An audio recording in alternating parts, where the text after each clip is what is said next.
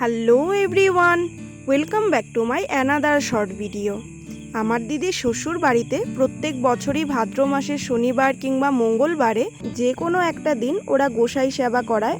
আর ওরা কিন্তু এসে প্রথমে কীর্তন করে ঠিকই, কিন্তু সেখানে কিন্তু কোনো রকম ভোগ লাগায় না।